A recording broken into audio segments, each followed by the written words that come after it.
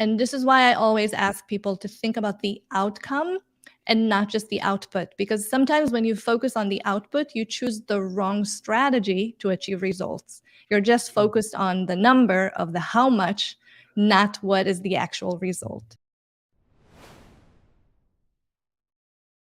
Let's kick off.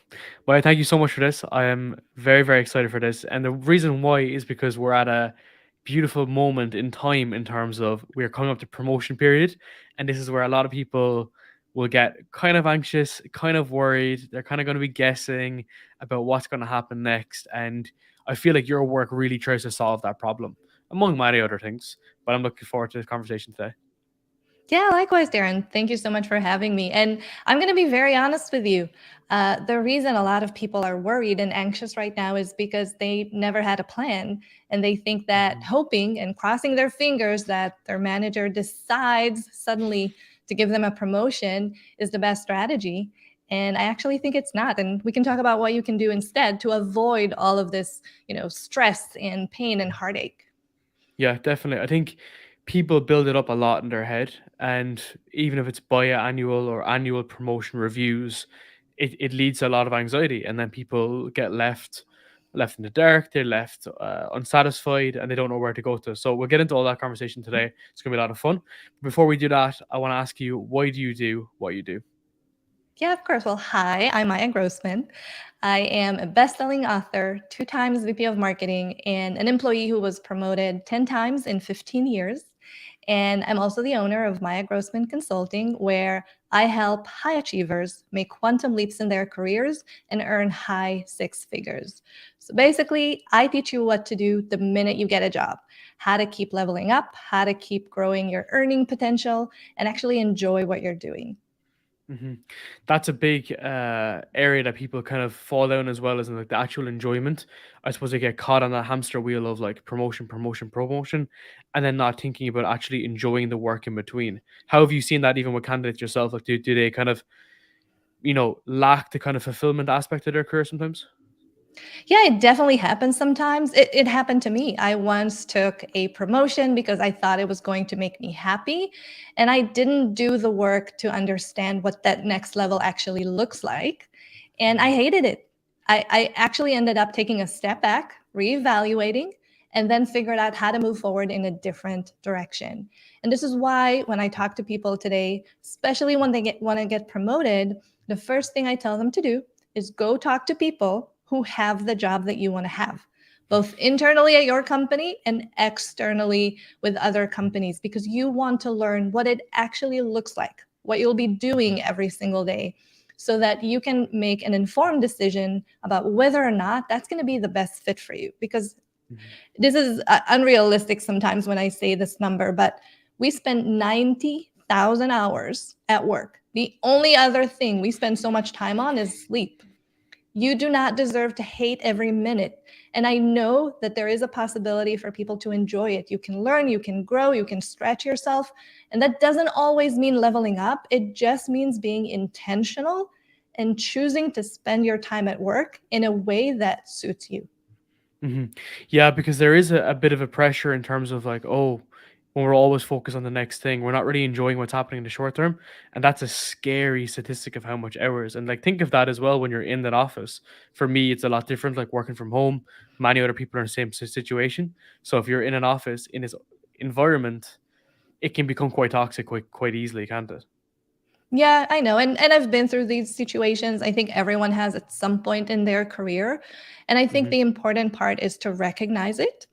If you Hmm. have an opportunity to actually change it from the inside out, I would definitely give it a try. I have worked for very small teams where I could actually change some of the culture and help them build a much healthier relationship. And sometimes you just can't change it. And when that's the case, you have to think about yourself and Yeah. you need to get yourself out of that situation as soon as possible. Yeah, I love that because I suppose people are so used to suffering in silence versus trying to make a change, and that feeds into the promotion aspect too, which I want to dig into. So on the promotion side of thing, one thing I loved, one of your quotes from your newsletter was, "No one owes you promotion," and that's so true because people have a sense of entitlement sometimes. Not even entitlement, I suppose they just feel like that they deserve it. And one thing I even heard recently was like sometimes your input doesn't necessarily translate to the output you're going to deserve, because you might put in a lot of work, but unless it shows with KPIs and targets, you're not gonna get what you want. So how do you think about that statement even yourself? Like what was the basis for it? Yeah, well, I think a lot of people have a misconception. I don't think they understand what a promotion is. People think they get a promotion and that's a reward for doing their job well. It's Mhm. actually not. If you only do your job, if you do work at the level you're at, you're actually not going to be qualified for a promotion. So putting in more hours, that's not the way to go. A promotion is a vote of confidence that you can actually do next level work, that you can solve bigger problems, that you can lead bigger teams, that you can think more strategically, and so on. And unless you demonstrate that you have some of these skills, that you have some of these capabilities, there's actually no reason to promote you. And people Mhm. think a promotion is about them. A promotion is not about you, it's about the company and what they get out of it. And once you change your perspective, you understand that no one owes you anything. You're not Mhm. entitled. Being there long enough is not a reason for you to actually level up. And when you get rid of all of the excuses, that's when you understand the only thing you need to do is to demonstrate that you're ready to do next level work, have the right people vouch for you, and actually ask for that promotion. And that's how you're Mhm. going to get it. What about in terms of a work context? So you mentioned there about like the company needs to see you demonstrate. What about a candidate that's developing or showing that they're able to do more work? Maybe not even in a different, maybe in a different domain, or maybe in the same domain, but they're trying to demonstrate that. Is there a way that you get across that message? Yeah, of course. So I'm actually launching a course very soon called the Promotion Accelerator, where I took my 15 years of experience, everything that I have done to get those 10 promotions, and I tried to simplify it into one framework. And it's actually called the Startup Framework. And there are 5 things that you need to get yourself promoted. First and foremost, you need a strategy. Why? Because you want to have a super easy step-by-step plan that you can work on every single day. You want to wake up in the morning and know what you need to do to get promoted. Mhm. Number 2, you're going to need advocates. You're going to need people who are willing to go to bat for you, because at the end of the day, people promote people. And I see that mistake so often. People think I will just do a great job. My work will speak for itself. Well, your work does not speak for itself. You have to understand that. You can be the best in the world, and if no one knows or the right people don't know, it's like you never did it. So Mhm. advocates are really, really important. And then you're going to need to build your reputation. And for me, that is a combination of your story, who you are, what you bring to the table, your actions, how you actually show up, and visibility, who actually knows about what you're doing. And Mhm. that means you're going to have to advocate for yourself. And most people hate it. I used to hate it, right? It feels so salesy to kind of go Mhm. me, and give me credit.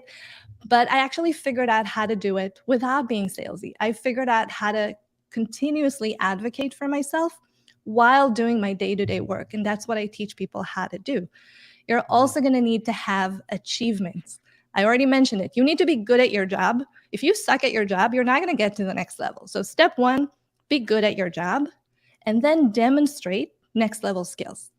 And that doesn't mean you're going to have to do the work of 2 people. You just need to be smarter, learn how to delegate, and make sure that you give yourself the opportunity to stretch yourself and go a little bit beyond your job description.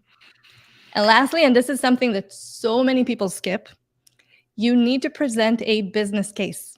I already Mhm. told you, your promotion is not about you, it's about the company. And if you can tie your story, your goals, your success to the company's success, that's when your promotion goes from maybe to a hell yes. Mhm. That's even the last point, like this, we can unpack all of them, but the business case one is very interesting because I even see it as myself, like young manager, 25 years old, managing an engineering team. it was a little bit easier as a manager to tie back my performance because it goes back to KPI, which rolls up the department, which rolls up the company.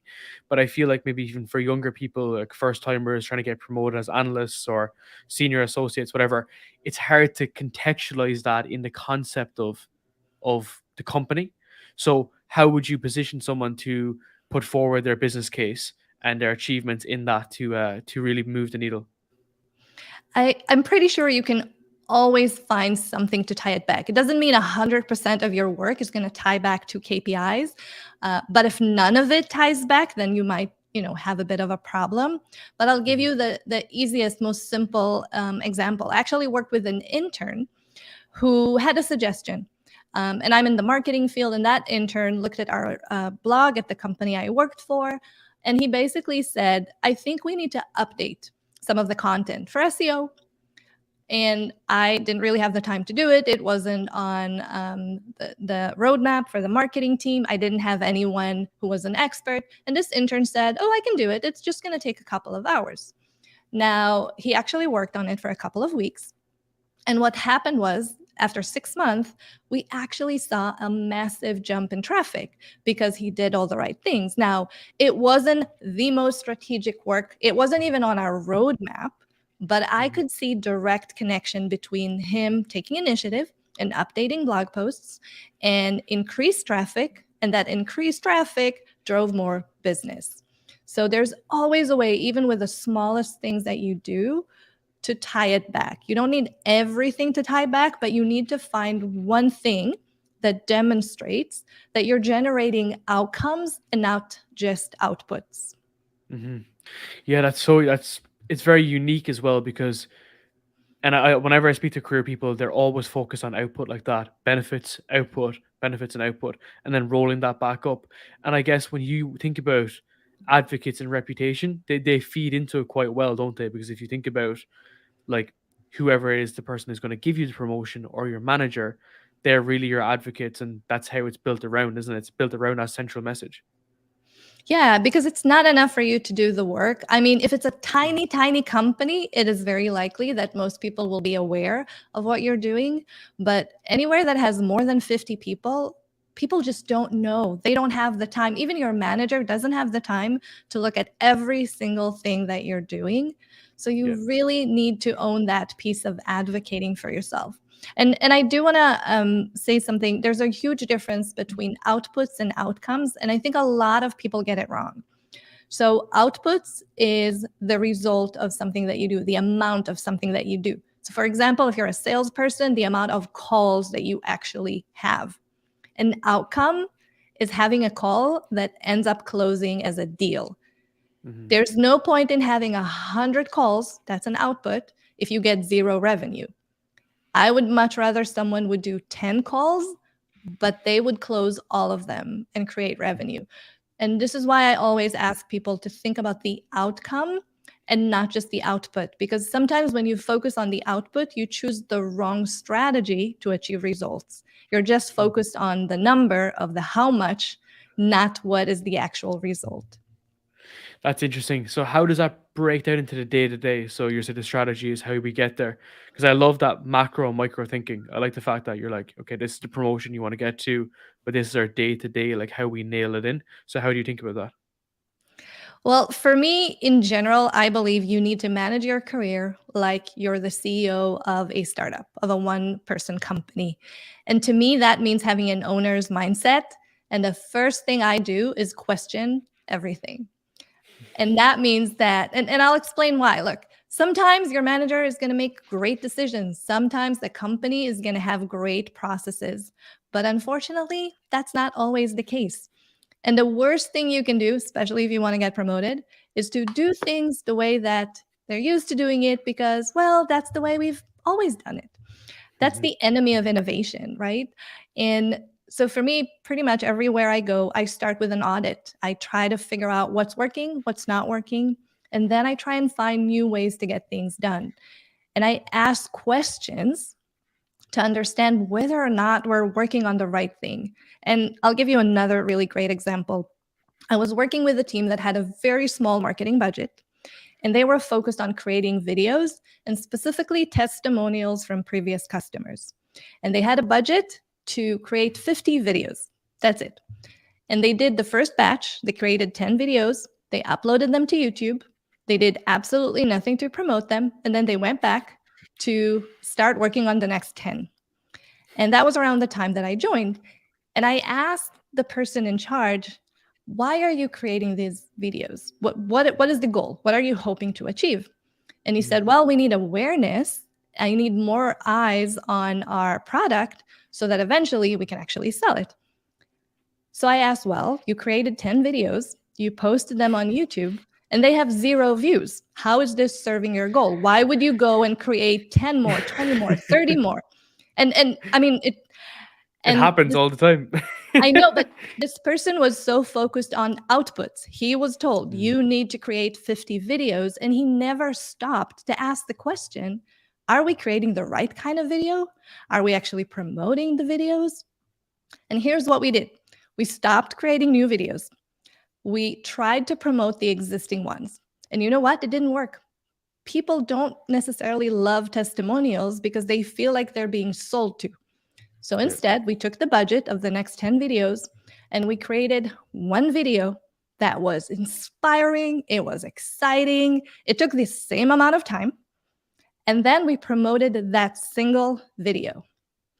Everything we had before, more than 10 videos, had about 50 views. That video, within 2 weeks, 50,000. That's the difference between focusing on outputs and focusing on outcomes. And if you want to know how to do that, start asking the right questions. What is the outcome? What is the result that we want to achieve? Is this process the best way to get there? And if the answer is not, that's when you start thinking more strategically and you find a different way. It's everywhere in companies. It's all over, especially the bigger the company. Like I've worked very small companies. I'm in a scale up now company, like a 5,000 people, and then I've seen the largest of companies with 500,000 people. Would you believe that I've been working in? And we often just take broken processes and reuse them. Nobody thinks deeply enough about them. It's madness. One thing I would kind of ask her on that is when someone feels the push, because even for myself, if I see something that's broken, maybe the path less traveled is so long that it's going to impact deadlines, it's going to impact timelines. How should someone manage that expectation? So I think you need to be very strategic about the problems that you try to fix. I'm all for fixing problems, but if that's the only thing that you do, you'll have a full-time job fixing broken processes, I promise. So you need to be very strategic. You need to ask yourself, what would be the impact of me actually trying to fix this problem? How much time am I going to have to invest in it? And do you believe the ROI, the return on that investment, is going to be worthwhile? Now, if you can fix something that will influence the entire business or even your entire team in a meaningful way, then yes, I would spend time on it. Even if it's long-term, I will try to get stakeholder buy-in, to do a different process, to spend more time, to spend more money. If this is something super tiny, you can do in an hour, don't even think about it, just do it. And then make sure that other people know that you did it, not because you're going to brag, but because you're going to share it with them as a resource, as a way of knowledge sharing to make their life easier. And they're going to remember it and really like you for it. And if it's somewhere in between, then you're going to have to figure out if you have enough time to do it. But the way that you're going to figure out if this is the right problem to fix, you're going to ask yourself, is this going to get me closer to my goal? And if your goal is to get a promotion, will this reflect on me in a light that's going to get me that promotion that I want? Is this going to build the reputation that I need? Or is this going to impact the right stakeholders? And when the answer is yes to any of these, then you go and you spend your time on fixing the problem. It's about kind of finding which problems you want to go tackle and really understanding what's most valuable to you. I think people can get easily caught up in things that are just not that necessary as well. We all find ourselves spending too long on a task that goes nowhere and has no real value. If you're thinking in terms of it, go ahead. No, I was just thinking about something that I did that was exactly that. I'm a very organized person. And when I joined a team that had a really messy, like back office, where they shared all of their files and everything, I decided that I'm going to clean it up. And I thought it was just going to take me a couple of hours. It took me a couple of weeks. And you know what? No one cared. They were not using that resource. They couldn't care less. I felt good that it was organized, but I wasted my time on a problem that didn't actually serve me. Yeah, that's just the reality as well, you know. And I think the more you know about it as well, the more you can identify like, okay, these are high priority, these are the most critical stuff we need to tackle. Everything else can come you can do it at a different time. You don't need to do it now. And that's the struggle with this stuff is like trying to identify what we really want to hone in on and what contributes towards promotions, which is the whole purpose of this. I want to ask around reputation. So when you're getting promoted and you've been promoted like 10 times in 15 years, how did you build a strong relationship and reputation? So those are actually two different aspects, I would say. Let's start with building the relationships. The Hmm. first step is to understand that you don't need to network with everyone. The reason I spent the first half of my career not reaching out to people is because I was terrified of networking. I don't like big events. I don't like being in a really loud environment. And I thought I need to be the friendliest person on earth. But then I realized you don't need to have everyone. You just need the people who can actually influence your promotion. Now, Hmm. usually that's your manager and your manager's manager. And then you need to think really strategically. Who whispers in your manager's ear? Are they really close to one of their colleagues or, anyone who is at their level? Is HR involved? Is there anyone who can actually veto your promotion? Is there someone that can stand in your way? So you're going to map out 3 to 5 people. You don't need 20. 3 to 5 is plenty. But when you know who they are, then you do the work to build a relationship. And there are two elements to building that relationship. First, and this is the first thing I recommend, and most people skip it, so don't, build a real relationship as humans before you do it as colleagues. So to me, that means agenda-free meetings. You're going to set a coffee chat. If you can meet them in real life, even better, and just get to know the person. Just learn about who they are, what they care about, what their goals are. Forget about work and get to know them. It makes a huge difference. That's step number one. Step number two is to figure out what they really need and care about in the work environment, and then thinking about ways you can help them achieve that. So for example, if you're in marketing and your advocate is in sales, how can you work on a better relationship between marketing and sales? How can you support their team in a better way? How can you help lead projects? Maybe you know someone who will be a great hire for that team. You can introduce them to that leader. So always thinking about different ways you can add value without necessarily adding a ton of work on your plate. And if you do that for a long enough time, they're going to trust you, they're going to like you, and they're going to know what you're up to because you're constantly reaching out in one way or another. So that's the part about building the relationship. The reputation part is how people perceive you. Now, unfortunately, as humans, we have the tendency to make assumptions. So for example, if someone doesn't raise their hand in a meeting ever, then someone might think, well, they're not leadership material. They're not ready for that. They don't have the confidence. And then that may not be true, but this is how people perceive you, and perception is reality. So I think just understanding that you need to control how you show up, you need to be in charge instead of letting people make their own assumptions. And again, you don't need everyone. You don't need to put up a show all the time. You don't need to put up a show anyway, but you just need to be more intentional when you work with your stakeholders. And it's actually very simple. I'll give you 2 tips on how people can do that.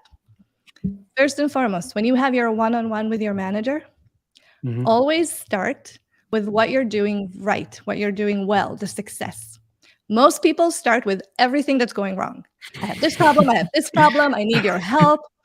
But psychology shows that positive priming, if you get your manager in a good mood, they're going to feel so much better about you. They're going to be less judgmental, and they're going to be more empowered to actually help you. So making a tiny change starting with the positive is going to embed you as an overachiever, as someone who's really successful, in comparison to other people who just complain all the time. Mhm.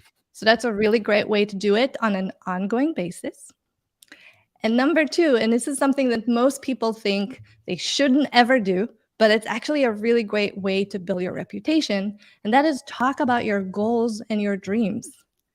You don't need to shy away. Now, don't talk about, I want to make money, I'm entitled, I need to get this promotion. Talk about why you want it. Talk about the impact you want to make. Talk about your dreams. It's going to make you seem as if you're very organized, you're planned, you're thoughtful, you're ambitious, you're a hard worker, all qualities that are going to be needed for you to actually level up.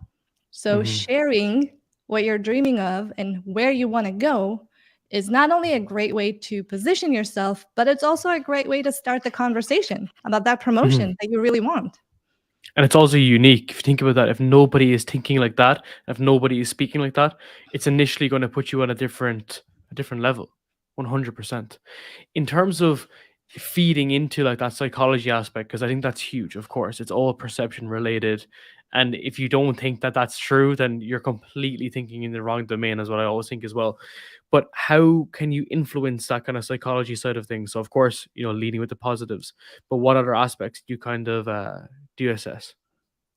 So the main thing I teach about influence, and it's actually part of my book, that you need to flip the script. Most people think it's all about them. So if I'm asking for something, if I need something, it's all about me. And Mhm. if you flip the script and you look at it the other way around and you ask yourself, what is in it for them? Why should they help me? Why should they promote me? Why should they give me what I want? Once you flip that script, you have a much better way to position whatever it is you're asking for. So I'll give you, once again, a really great example. I had a lot of time in the corporate world. Um, You've a lot of examples. yeah, once again, working for a really, really big corporation. And I was working with this really great team, a lot of super ambitious people. And that team didn't have a huge budget.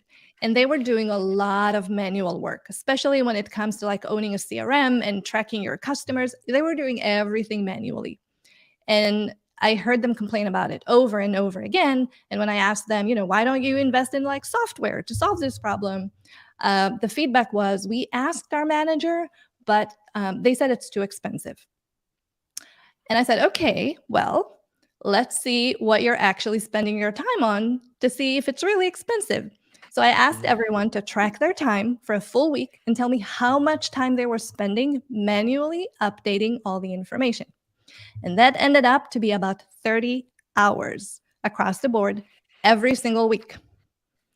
And then I went to the manager and we had a conversation. And instead of telling him, hey, your people are so tired, they're spending too much time, you should probably pay for the software, I said, hey, your team is spending 30 hours on doing this manually. That's 30 hours. They're not closing deals. They're not actually creating revenue. If you invest this amount of money, you're going to free up 30 hours. You're going to give them the opportunity to operate at the next level. And you know what? They got the software because it wasn't about the team, even though it should be, but it wasn't about Yeah. the team. It was about what this manager would actually gain from investing in the software. And that's how you get buy-in. And that's how you need to think about influencing without authority. You need to flip the Mhm. script and ask yourself, what do they get out of it? And you're always focused on the benefits with those Yeah. aspects. You're always going from that individual perspective. That's a great technique. It's of course like it's very on the sales understanding like really what the pain points are and be able to solve it. But I guess people don't necessarily think of that in their own career settings that they can sit down and provide that value, the business value, the case value, the case script, like everything around there and being able to position yourself. That's a unique Yeah. position to be in. And this is why I said you need to manage your career like you're the CEO of a one-person company. But most people think about themselves as employees. They have to do things. They have to follow orders. They're a tiny cog in a big machine. So they have the wrong perspective. When you look at things from the inside out, it looks like it's a huge organization. They'll never change anything. They shouldn't even bother. When you're the CEO, you're looking at everything from the top down. Anything is possible. So it's Of just a course. matter of changing your perspective. You made a great point as well earlier about the earning your actual explaining how much you want to earn or trying to earn more, but not coming across like salesy, whatever. So I always say this on my podcast. It's like when we're working these jobs, whether it's Google, Facebook, whatever, we're not working for charity. We of course want to be earning more. Otherwise, we would be working for charity. So how do you think about like earning potential, and especially coming into like promotion season? Like how should you think about like, okay, am I ready for promotion? Plus, how much of a promotion should I get? Yeah, I think it's definitely something that you're going to build over time, because asking for more money means you need to demonstrate you can deliver better results. Now, the more often you do it, if you've done that a few times, it's very easy to prove it. It's like, hey, look at what I've done in the last 10 years. I'm going to do it for you. It's going to be worth the investment. If you're just getting started, that's a little bit more difficult. And what you need to do to get to that point is, once again, demonstrate that you can do next level work. And here's why. It's very important. I think people don't always understand how this works. A promotion means that someone, your manager, is going to take a chance on you. They know you don't have everything that it takes to do the work. They know you haven't tried it yet. You don't have hands-on experience, but they trust you enough. They believe in your ability to figure it out, that they're going to give you a chance and hope that you make it work. So the more you reduce the risk of them taking a bet on you by showing them that you can actually do it, the easier it's going to be for them to say yes.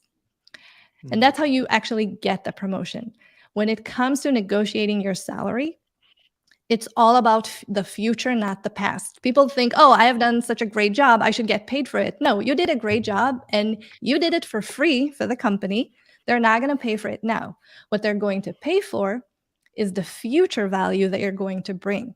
And this is why when I teach people how to build a business case, it includes everything they achieved to date, which is important, and a future plan.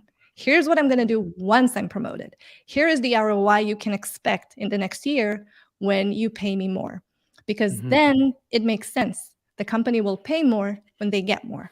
And obviously, do your market research, know your numbers. We can talk about how to actually have the conversation, but I think the starting point is to actually demonstrate what you're capable of doing and show them, give them a promise of what they're going to get. I love that. I think it's so unique. I don't think anybody is really thinking like future terms. Like this is a roadmap. This is what we're going to do. And you know what? A lot of people do have an awareness of what they're going to be producing next, whether they're building, reducing risk, project managing something. They're going to have a fair idea, at least for H1 next year, what they're working on. So they're able to Yeah. make some sort of assessment, but it's being able to quantify it and roll it up into how much you deserve. So how do you look at benchmarking? Would you look across the industry? Because I've heard previously, I don't know if it's correct, you might know, but that things like Glassdoor are generally like 20-30% below what the average should be, because it's usually negative comments that you see on Glassdoor. So it brings Yeah. down the moving average. Well, I definitely start there. I just want to get some sort of benchmark to know that I'm within a certain range. I would then go and talk to people who have the job I want to have at the same type of companies that I want to work for. Because for the same role, if you work for Google or if you work for a tiny startup, compensation is going to look very differently. So you want to have the right benchmark. This is when I go and talk to people outside of my organization. People are actually a little bit more inclined to share when you're not asking them for something. So have that conversation, get a benchmark. And then ask yourself, what do I really want? Am I going to be happy if I'm going to be at the bottom of this benchmark? Or do I actually want to be at the top? Do I want even more than that? You have to be really honest with yourself about what you genuinely believe that you deserve. And I know that it's hard to do, especially for women. So I always say, and then add 20%. Because you're going to negotiate. No matter what happens, you're going to negotiate. It is very rare that you're going to give a number and they're going to say hell yes. And if they do, know that you could have asked for about 30% more. But that's for the next time. So Just do your research, but get real market information, not just what you see online. But also make sure that you're getting what you want. Just because the range is from X to Y doesn't mean you should stay there. I have interviewed, I literally just wrote about it on LinkedIn this morning. I have interviewed for a company where my ask was about 25% higher than anyone else they interviewed. And the hiring manager actually told me that. He said, you're going to have to come down because like no one else asked for so much. And I said, that's perfectly fine, but no one else is going to give you the ROI that I will. And I walked him through everything that I've done to date. And an hour later, I had an offer. And that's the thing, is because these budgets, they're so artificially created, aren't they? Like the concept of a band is just an illusion. Like they've just put this band in place to hang people between a range. If you think about it, it's not like, but it's not It's like, a yes and no. I was a hiring manager for so many years. So it's a yes and no. You do try to stay within the band because that's usually the budget that you actually have. But for the right candidate, if you've been looking for 6 months and this is the person who's going to make all the difference in the world, you will stretch the limits. I don't think anything is possible. If someone would ask me for $1 million, even if they're great, that's probably not the budget. But if I need to stretch it a little bit for the right person, I definitely will. but in terms of like across the industry, I think marketing and product are very interesting roles. Like, so I'm product owner, so I've often seen people advertise roles that will be like at a huge different kind of range. So some are like, let's say like mid 100k, some are like the lower end of 100k, some are like 80k, some are like 70k. So it's hard to know like what the industry is. Does that make sense? If you're taking like an industry average, maybe you look at the top companies, the mid-tier companies, and the average companies. But I guess for an individual, it's hard to make that assessment. I know. And that's why I said you should only talk to people who work at companies you want to work for. And that actually is something that is very important to think about when you're looking for a job. You can't be everything to everyone. This is a mistake a lot of people do. They they spray and pray. They think I'm just going to send my resume everywhere and it's going to work. But here's the thing. You can be a 9 out of 10 candidate for one company because it's the right fit, and with the same skills and the same resume, be a 5 out of 10 for a different company. And you want to only talk to companies where you're a 9 out of 10.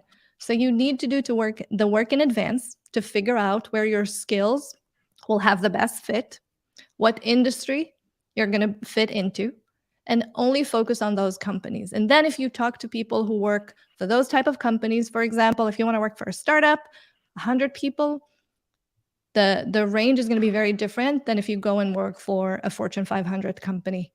So if you really want to get the right numbers, talk to people who work at the companies you actually want to work for. Makes a lot of sense. I think we think quite broad. We think in terms of like, this is the whole range, but we need to be thinking closer. In terms of how we face rejection, I know you read about this as well.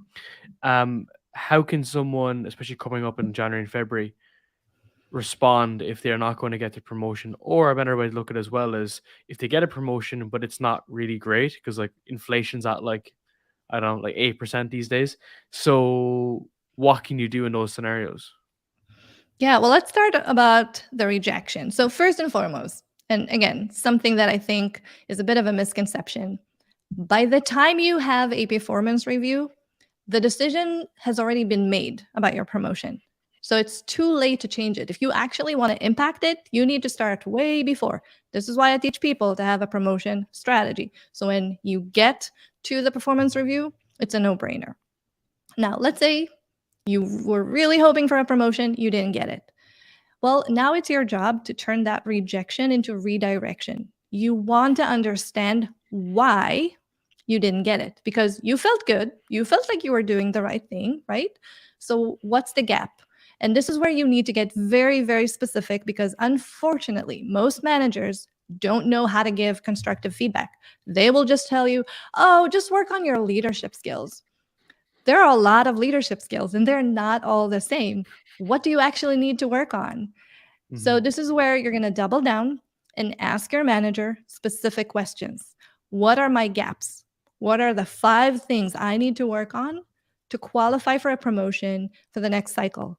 And you're going to get super specific. You want KPIs, you want actual metrics, numbers, or specific skills that you can measure so that when the time comes, success is not negotiable.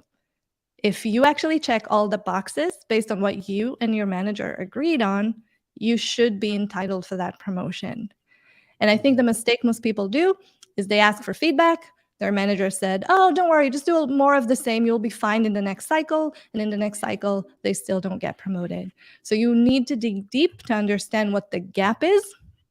And if you know what, if your manager can't give you that information, you can actually find it yourself. And I teach that inside my course. You can figure out what it takes and then build a plan to build the skills, to build the experiences, to get the results so that when it's time for a promotion, it's a no-brainer. Now, you also asked about, what was the second part of the question? So if you if you get a promotion, but it's kind of garbage, Yeah, and it's not what you wanted. Okay, that's actually a really good question. This is when you need to get very serious with yourself and ask, what do I really want? Now, if you're optimizing for salary and you didn't get the bump that you want, then there are two things you can do. You can negotiate it. You can always negotiate. Or you can go somewhere else. That's an option. But if your main goal is not the comp, if this is more about your future, how you're building your career, how quickly you're going to continue leveling up, then negotiate that. Negotiate a specific title that you want or a specific level of seniority, even if you're not getting the compensation, because you're going to create leverage for yourself. If your goal is to keep leveling up, then the title is more important than the actual compensation. Now, if you can't pay rent or your mortgage, obviously focus on the compensation, but you always have to think about the next step. Where do I want to go in my career? What should I actually negotiate in order to get there? That's wild, because I think, taking a step back, I always see that with young people as well, that they're trying to take more of a nuclear approach, that if they don't get what they want, they just leave. Whereas they're not trying to negotiate what they can get out of it. And like, let's say another role that's more senior, that fits them, that fits their criteria better for where they want to go to next. So in what event would you start to look externally and start looking at other companies, and how could you leverage that, let's say, to improve your salary? I think, again, it goes back to your goal. So the question is, do you prefer to focus on stability right now? Some people really hate the job search process and they can't afford not to have a job for a few months. So if you don't want to be in this situation, maybe, wait for a little bit longer, maybe search on the side slowly. It will take a little bit more time, but you'll figure it out. It also depends on everything else that you have. Do you love your day-to-day job? Do you actually enjoy what you're doing? Are you learning and growing? Do you have a good manager? Do you have a great team? So once again, depending on what you're optimizing for, if the only thing you care about is the salary or the title and you don't get it, then yeah, you're probably going to have to look for a different job. If you're okay with what you have and you're willing to wait for a little bit longer, again, that's your choice. I have been on both sides of this conversation. I have waited and didn't always get what I wanted. And I also left and got the promotion that I thought I deserved. But it's a strategic decision, not an emotional one. And that's where most people get it wrong. Of course, of course. I would love to go much deeper on this topic with you, and I think we should do it again in a couple of months' time. Even looking at like how we can help young people like move careers and how we can go down that avenue too would be awesome. But before we finish up, where can people find your course, your book, and all your details? Well, I'm always on LinkedIn, Maya Grossman, or you can go to mayagrossman.com. And the course is the Promotion Accelerator. And if you take it, you're going to learn everything you need to know to start working on your next promotion, and then the one after that, and the one after that, because you're going to learn how to be more strategic, how to work smarter, not how to work harder. That's awesome. Even in this last 40 minutes, I think I've learned more than the last 4 years of my career plus everything else. So, I'd say a massive thank you. I really appreciate it. Thank you. So much fun being here.